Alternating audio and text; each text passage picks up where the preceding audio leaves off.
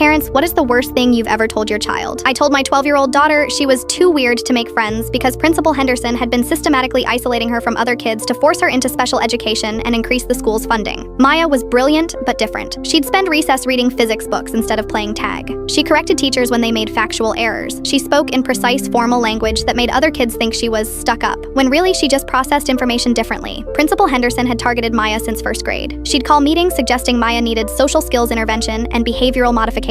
She used phrases like spectrum concerns and integration challenges while pushing for evaluations that would qualify Maya for special education placement. What I didn't know was that schools receive extra federal funding for every special education student, about $12,000 per child annually. Henderson had been funneling gifted kids into special ed to boost the budget, with Maya as her prime target. The isolation started subtly. Maya was excluded from group projects for her own comfort. She ate lunch in the guidance office to avoid overstimulation. Teachers sent her to the library during social activities so she could pursue her interests. By 6th grade, Maya had no friends. She'd come home asking why other kids didn't like her, why she felt left out. Maybe I should try to be more normal, she said, putting away her science books. Maybe then kids would want to be around me. The breaking point came at the annual talent show. Maya wanted to present her research on quantum physics, diagrams and demonstrations she'd prepared for weeks. When she showed me the sign-up sheet, Henderson had written, "Not age appropriate," across her entry and suggested she participate in the audience instead. That night, Maya came to my room in tears. "Mom, why am I so weird that even the principal doesn't want me in the talent show?" That's when I said it. The words I'll regret forever. "Honey, you are too weird to make friends here. These kids don't understand how your mind works.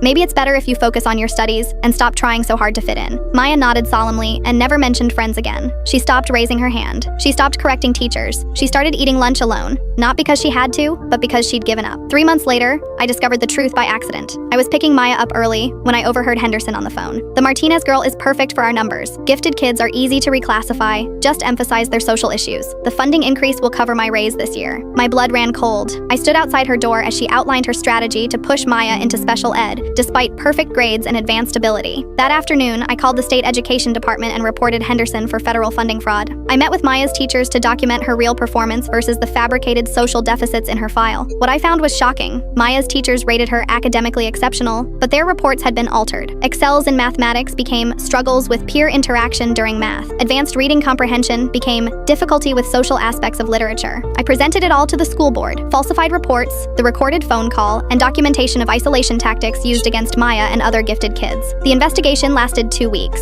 Henderson was terminated for fraud and malpractice. The assistant principal was demoted. 3 teachers were reprimanded. But the damage to Maya was done. When I told her what had really happened, she looked at me and said, "So I'm not too weird? The adults were just lying? You were never too weird, sweetheart. You were too smart, and they tried to use that against you." The next day, Maya raised her hand for the first time in months. When a new teacher made an error, Maya corrected her, and the teacher thanked her. At the new talent show, Maya presented her quantum physics research to a standing ovation. 3 kids asked if she could teach them about black holes. She made her first real friend that day, a boy named Alex who also loved astrophysics. They now spend every recess discussing space and planning their future careers at NASA.